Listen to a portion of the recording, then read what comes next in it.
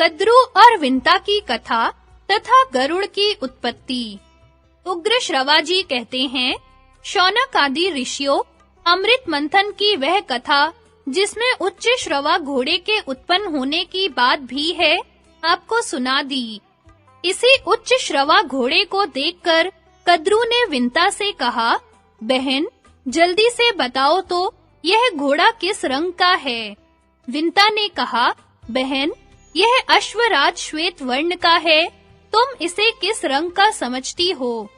कद्रू ने कहा, अवश्य ही इस घोड़े का रंग सफेद है, परंतु पूंछ काली है। आओ, हम दोनों इस विषय में बाजी लगावें। यदि तुम्हारी बात ठीक हो तो मैं तुम्हारी दासी रहूं, और मेरी बात ठीक हो तो तुम मेरी दासी रहना। इस प्रकार दोनों बहनें आपस में बाजी लगाकर और दूसरे दिन घोड़ा देखने का निश्चय करके घर चली गईं। कद्रू ने विंता को धोखा देने के विचार से अपने 1000 पुत्रों को यह आज्ञा दी कि पुत्रों, तुम लोग शीघ्र ही काले बाल बनकर उच्च श्रवा की पूंछ ढक लो, जिससे मुझे दासी न बनना पड़े।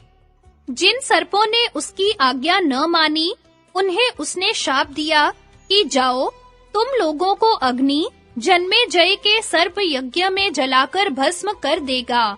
यह देव संयोग की बात है कि कद्रू ने अपने पुत्रों को ही ऐसा शाप दे दिया। यह बात सुनकर ब्रह्मा जी और समस्त देवताओं ने उसका अनुमोदन किया। उन दिनों पराक्रमी और विषैले सर्प बहुत प्रबल हो गए थे। वे दूसरों को बड़ी पीड़ा पहुंचाते थे। प्रजा के हित की दृष्टि से यह उचित ही हुआ। जो लोग दूसरे जीवों का अहित करते हैं, उन्हें विधाता की ओर से ऐसा ही प्राणांत दंड मिल जाता है। ऐसा कहकर ब्रह्मा जी ने भी कद्रू की प्रशंसा की। कद्रू और विंता ने आपस में दासी बनने की बाजी लगाकर बड़े रोष और आवेश में वह रात बिताई। दूसरे दिन प्रातः काल होते ही निकट से घोड़े को देखने के लिए दोनों चल पड़ी। सर्पों ने परस्पर विचार करके यह निश्चय किया कि हमें माता की आज्ञा का पालन करना चाहिए।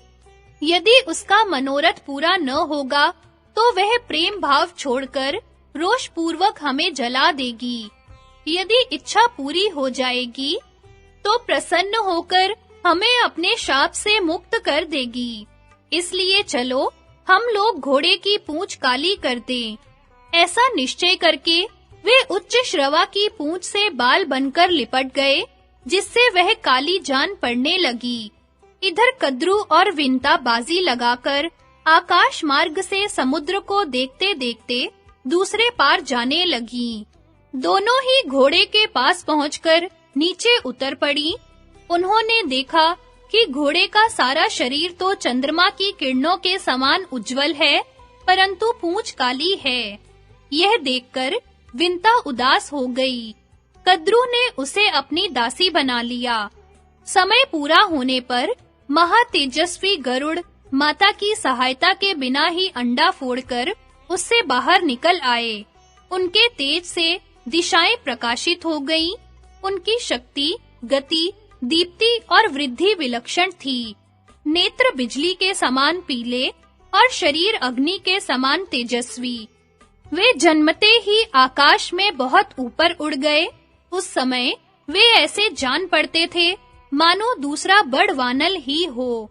देवताओं ने समझा अग्निदेव ही इस रूप में बढ़ रहे हैं।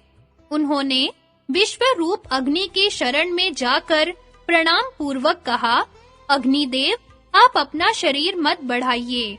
क्या आप हमें भस्म कर डालना चाहते हैं? देखिए देखिए, आपकी यह तेजोमयी मूर्ति हमारी ओर बढ़ती आ रही है। अग्नि ने कहा, देवगण, यह मेरी मूर्ति नहीं है, यह विंता नंदन परम तेजस्वी पक्षी राज गरुड़ हैं। इन्हीं को देखकर आप लोगों को भ्रम हुआ है। ये नागों के नाशक, देवताओं के हितैषी और आसुरों के शत्रु हैं।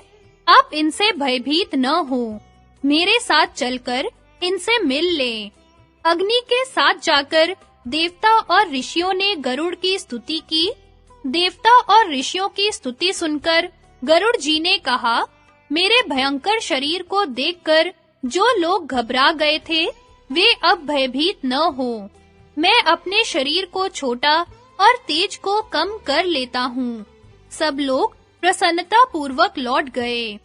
एक दिन विनीत विंता अपने पुत्र के पास बैठी हुई थी। कद्रू ने उसे बुलाकर कहा, मुझे समुद्र के भीतर नागों का एक दर्शनीय स्थान देखना है, वहां तू मुझे ले चल।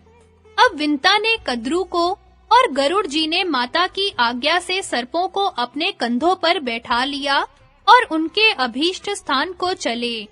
गरुड़ जी बहुत ऊपर सूर्य के निकट से चल रहे थे। तीक्ष्ण गर्मी के कारण सर्प बेहोश हो गए। कद्रू ने इंद्र की प्रार्थना करके सारे आकाश को मेघ मंडल से आच्छादित करा दिया। वर्षा हुई, सब सर्प सुखी हो गए।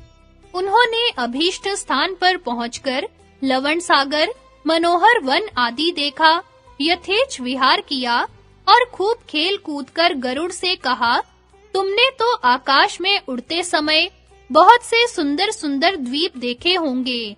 अब हमें किसी और द्वीप में ले चलो। गरुड़ कुछ चिंता में पड़ गए। उन्होंने सोच विचार कर अपनी माता से पूछा कि माँ, मुझे सर्पों की आज्ञा का पालन क्यों करना चाहिए? विंता ने कहा, बेटा, इन सर्पों के छल से मैं बाजी हार गई और दुर्भाग्यवश अपनी सौत कद्रू की दासी हो गई। अपनी माता के दुख से गरुड़ भी बड़े दुखी हुए। उन्होंने सर्पों से कहा, सर्पगण, ठीक-ठीक बताओ, मैं तुम्हें कौन सी वस्तु ला दूं? किस बात का पता लगा दूं? अथवा तुम लोगों का कौन सा उपकार कर दूं, जिससे मैं और मेरी माता दासत्व से मुक्त हो जाएं? सर्पों ने कहा, गरुड़, यदि तुम अपने पराक्रम से हमारे लिए अमृत ला दो, तो हम तुम्हें और तुम्हारी माता को दासत्व से मुक्त कर देंगे। अमृत के लिए गरुड़ की यात्रा और गज कच्छप का वृत्तांत। उग्र श्रवा जी कहते हैं, शौनक आदि ऋषियों, सर्पों की बात सुनकर गरुड़ ने अपनी माता विंता से कहा, माता, मैं अमृत के लिए जा रहा हूँ। उसके पहले मैं यह जानना चाहता हूँ कि वहाँ खाऊंगा क्या? विंता ने कहा, बेटा, समुद्र में निषादों की एक बस्ती है, उन्हें खाकर तुम अमृत ले आओ।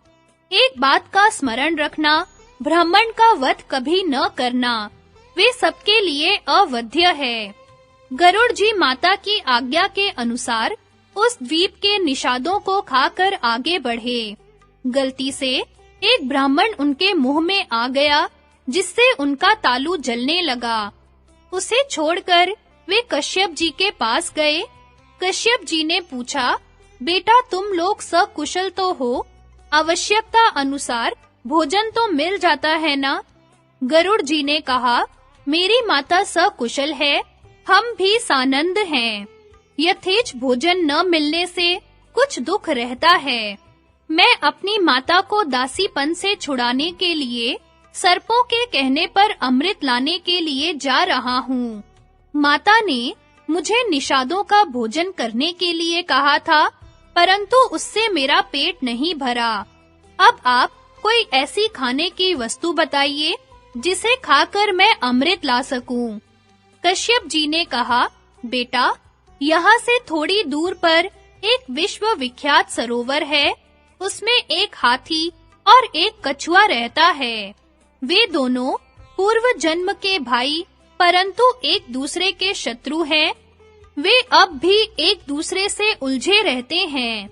उनके पूर्व जन्म की कथा सुनो।